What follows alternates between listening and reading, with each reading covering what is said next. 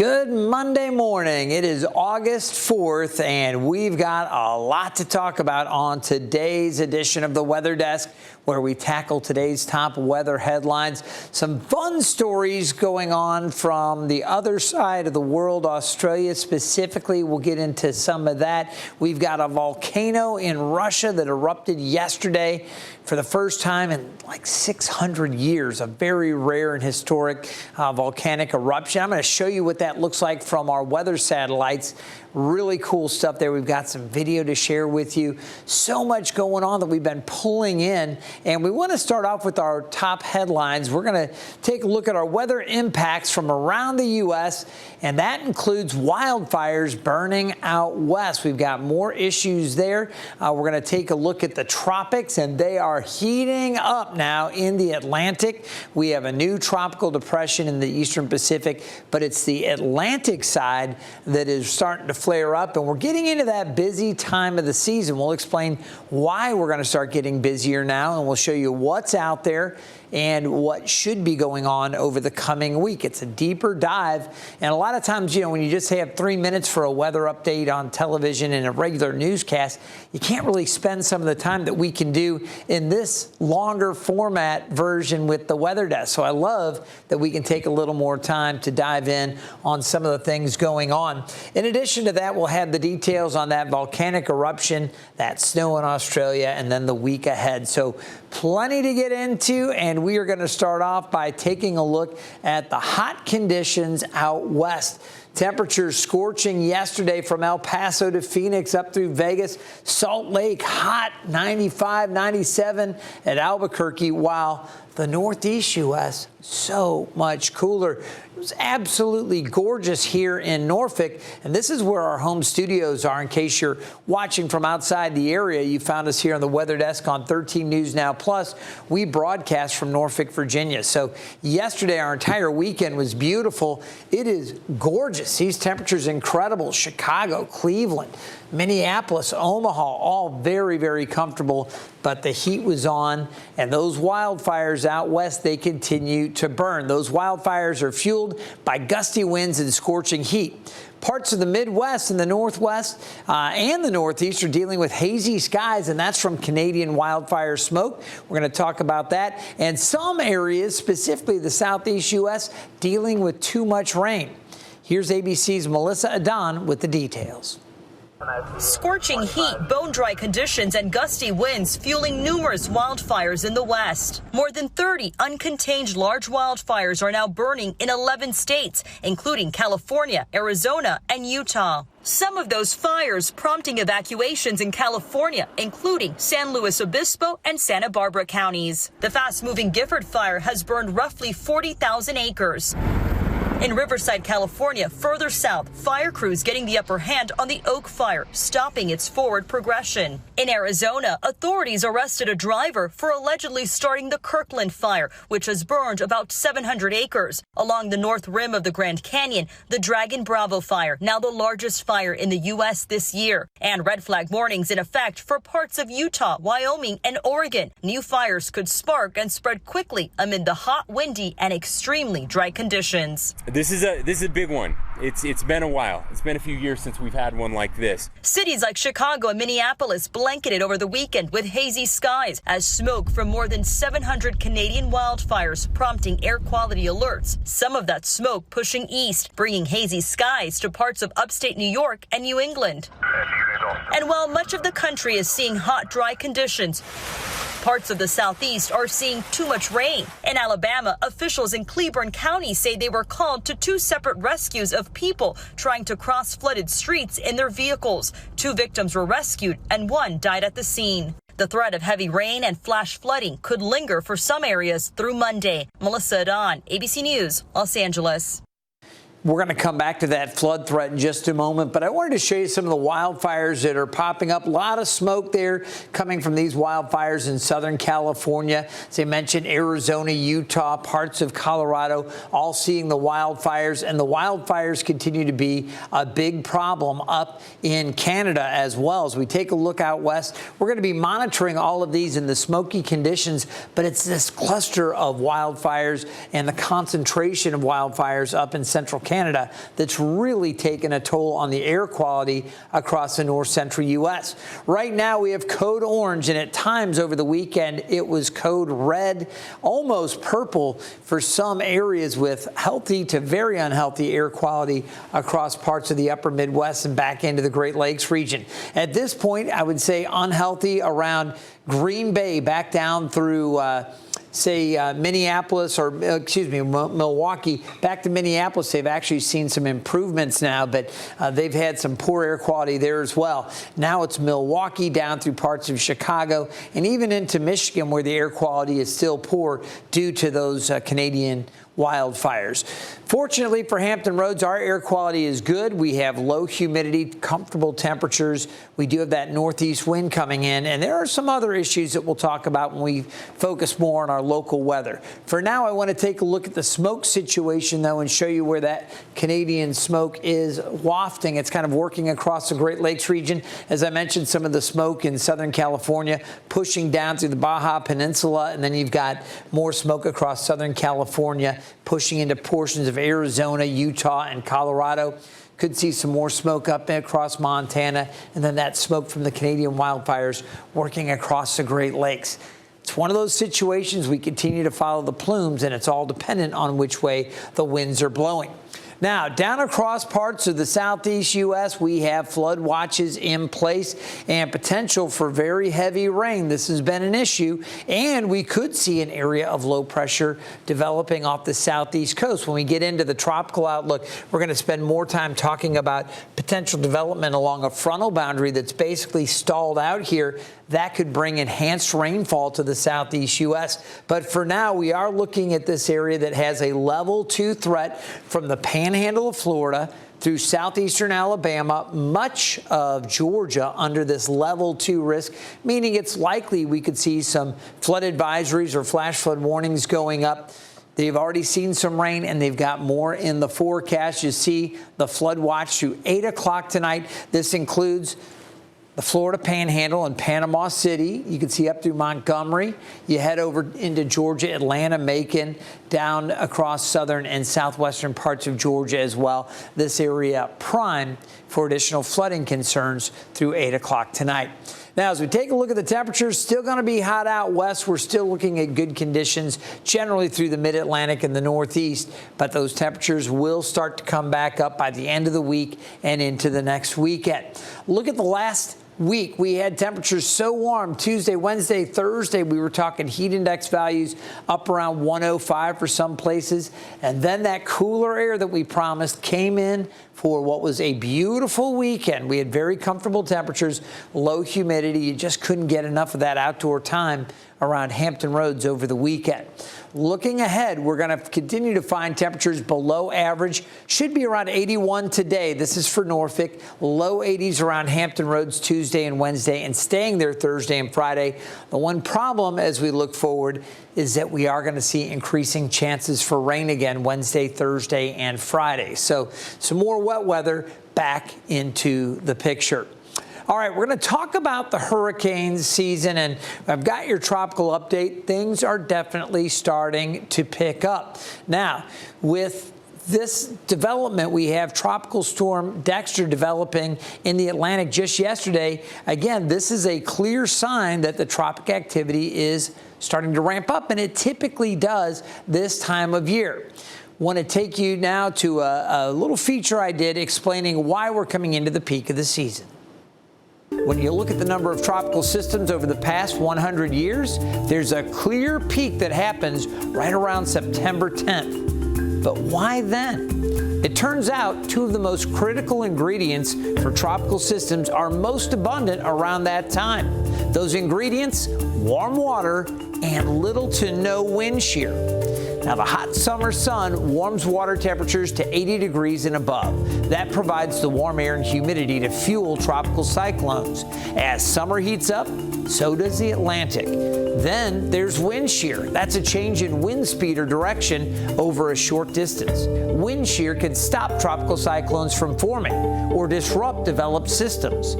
Strong wind shear that is common in the spring fades later in the summer. This combination of warmer sea surfaces and less wind shear leaves us most likely to see tropical activity over the first few weeks of September. All right, we're going to take a look at what we're anticipating for this upcoming year. This was the hurricane season outlook a little earlier in the season. You saw NOAA was predicting 13 to 19 named storms. So far, Dexter is just the 4th named storm. We came through June and July with not a lot of activity. Now that we're into August, I think we're going to start seeing things picking up. And again, Dexter formed last evening. I'll show you that in a moment. 6 to 10 hurricanes, 3 to 5 major hurricanes. Colorado State University very much right in the middle of these numbers. They're going with 3 majors.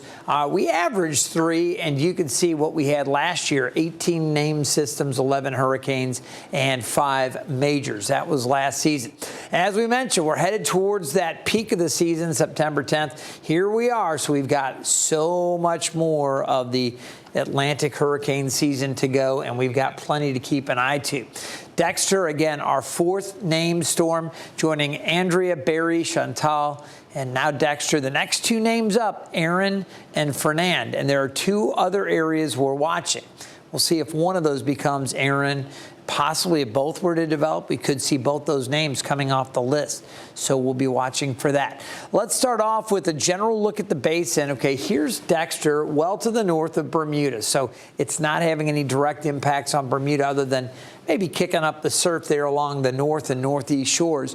Right now, the Gulf is quiet, the Caribbean looking pretty good, and the main development region also pretty quiet. But I really want to say just absolutely clearly that this is for now, because there are indications things could be picking up in a couple of those areas. As we take a closer look at Dexter, it's not a very powerful storm.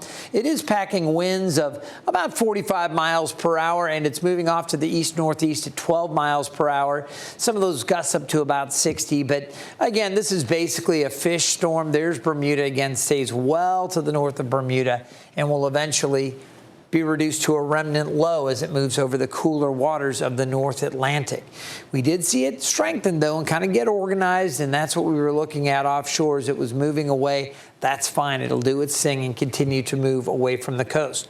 Now, as we take a look at this time of year, the month of August, we tend to get development in a few areas. One is in the Gulf. You see that. As we take a look back down into the Western Caribbean, that's another area where we typically get some development. We can also see some off the southeast coastline now that the water temperatures are warm enough when you get a stalled out front. And that's what we're looking at right now. That's our current scenario. The other place that we see more development, this third area, starts to extend back across, not quite all the way through the Cape Verde or Cabo Verde region, but certainly a good part of the MDR, that main development region, up through the southeast coast.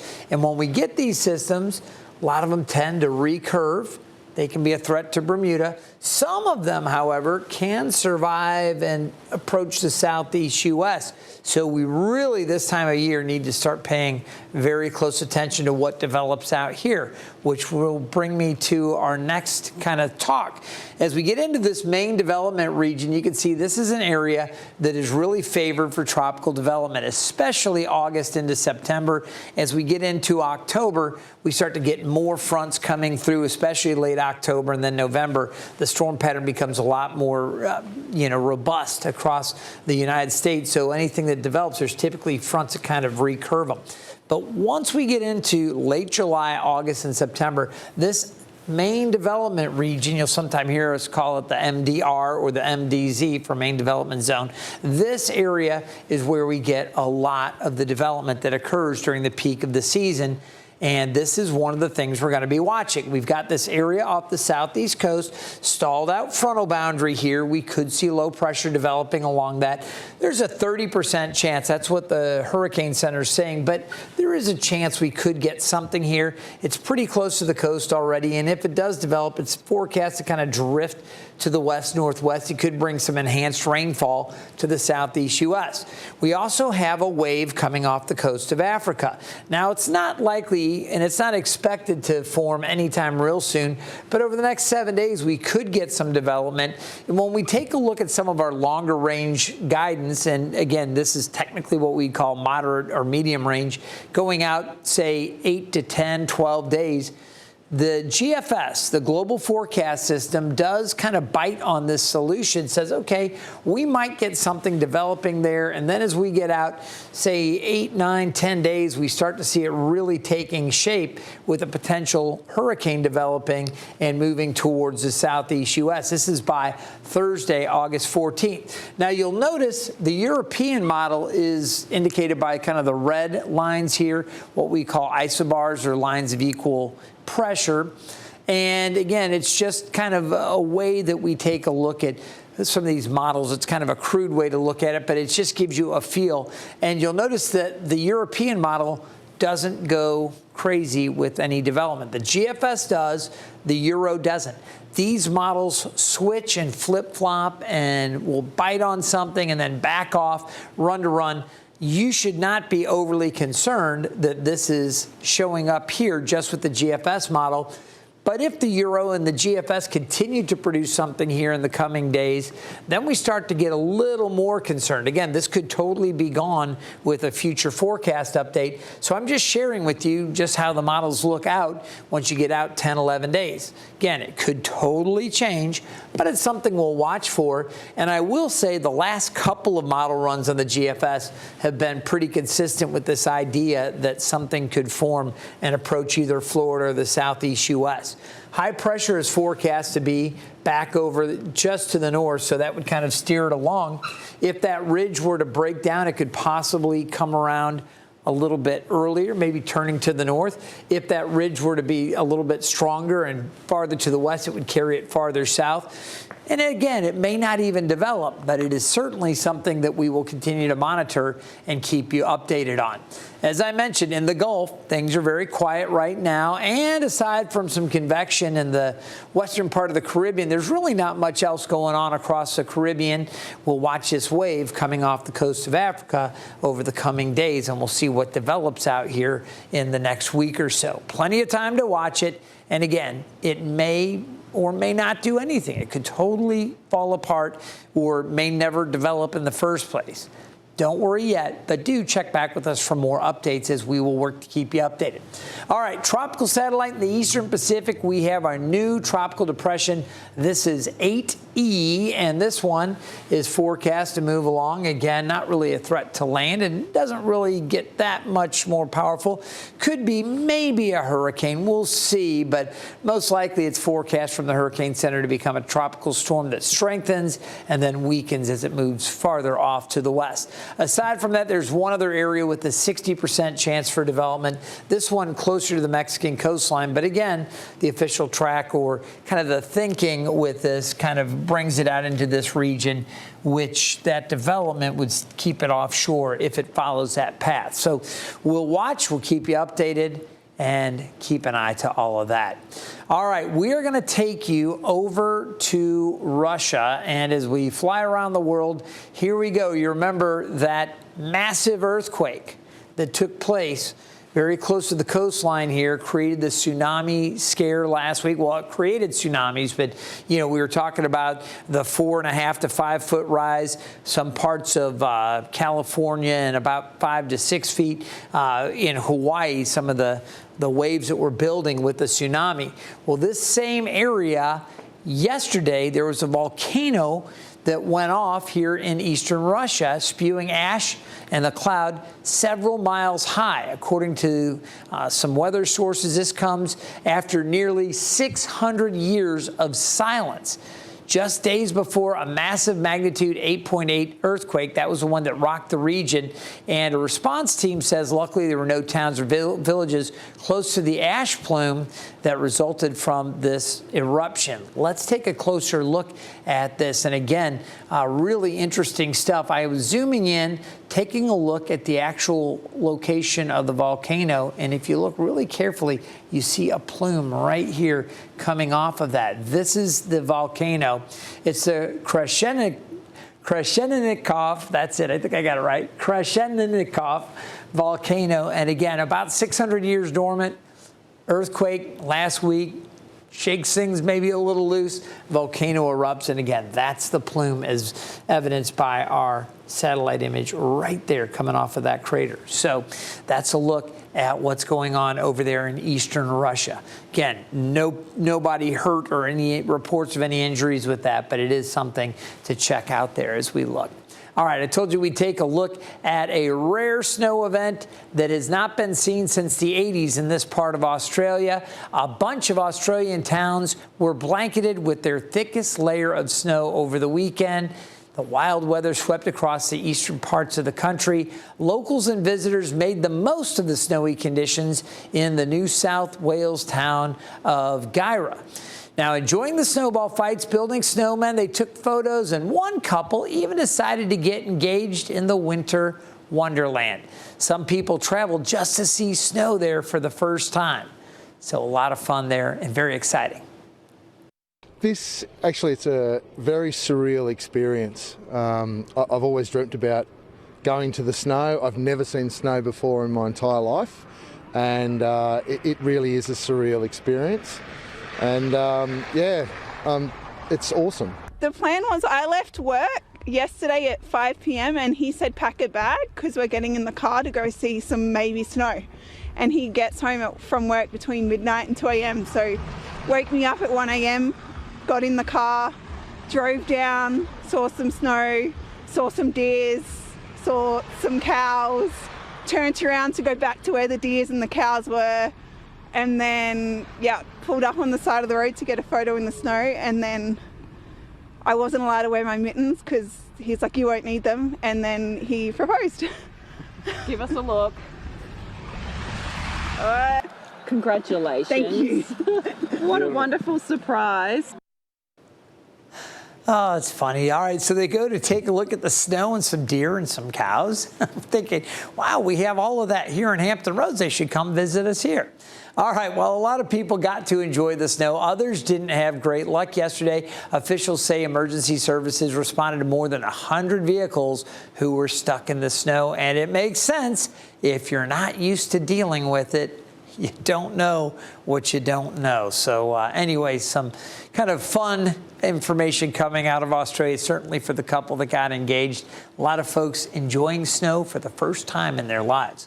Take a look at this, our severe weather outlook across the north central U.S. You can see there is the potential, not much actually happening right now in this part of the country, but later today there is that potential, and I want to talk to you about the potential development of some strong winds from Montana down through western parts of South Dakota, western Nebraska into northeast Colorado and northwestern Kansas. We also have the potential for large hail, and we're talking very large hail, 2-inch diameter or greater over parts of South Dakota and western Nebraska. So folks there are bracing for that. We also have a chance for severe storms a little farther to the north as we go tomorrow. So back into the Dakotas, both North and South Dakota. That's for tomorrow. Again, hail and wind, the main threats. Not as concerned about tornadoes. That's a good thing. Here locally, we've got great beach weather, but the risk of rip currents is high. The UV index very high. Air temperatures in the upper 70s. Got to listen to the lifeguards. Surf height about 3 to 5 feet. And again, with the winds coming in from the north and northeast, there is that high threat of rip currents. We also have a small craft advisory out on the coastal waters east of Virginia Beach. It's rough out there. Seas running 4 to 6 feet. Let's take a look at our Thompson Creek Window Company sky view. We've seen some clouds this morning. We're still in for more sunshine later today. It's going to be a good one. 74, the dew point's at 61, so not too humid. Really feels good out there. Few sprinkles showing up down south of Nags Head, but you see the skies clearing out to the west, so it won't be too much longer, and we'll start to enjoy more sunshine. Highs today, upper 70s to low 80s. Great day to get out and enjoy if you can. Looking ahead, we're going to find temperatures cool again tonight, low 60s inland. We'll see maybe 70s near the coast, but As we go through the afternoon tomorrow, again, upper 70s to low 80s, maybe a couple stray showers out towards I-95. Most of it's dry for Tuesday. Wednesday's where we'll start to see some development and chances for isolated to scattered showers and storms. More of that coming up Thursday into Friday and Saturday. Temperatures today topping out upper 70s near the beaches, low 80s inland. It's going to be good up on the peninsula. Plenty of sunshine there. Eastern Shore, 80 around Cape Charles. Also 80 at Matthews and Gloucester at 81. At the Outer Banks, we'll see upper 70s there. As I mentioned, couple light sprinkles, very isolated, but you might see a sprinkler or two down there. Most of us, though, will see partly to mostly sunny skies. Tonight's low down around 69. Tomorrow back up to 83, mostly to partly sunny. As we look ahead over the next 7 days, scattered showers and storms will be possible. We'll see the chances for showers mainly south on Friday. I think we could see a few around Hampton Roads, but into North Carolina, better chances there. And then some more scattered wet weather on Saturday and isolated showers on Sunday. Now, don't worry too much about a total washout, but I do think, depending on how things develop along the southeast coast, we could see some more scattered activity with some locally heavy rains somewhere across the region Thursday into Friday. So we'll continue to watch for that. I want to remind you, you can always check the radar when you're on the go. When you scan this QR code, you're going to see, there it is. You download the 13 News Now mobile app. Great way to stay in touch. You'll get breaking news, breaking traffic, and weather updates wherever you are on the go. And again, you've got full access to our radar, to our radars. You'll have great information at your fingertips 24/7 with the 13 News Now app. I want to thank you for taking the last half hour to spend with us here on the Weather Desk. I do this each and every Monday through Friday, the morning starting around 9 o'clock, and we take those deeper dives and closer looks into what's happening around our region, around the country, and truly around the world. Stay weather aware. We'll keep an eye to the tropics and check back with us. We'll see you tomorrow right here on the Weather Desk.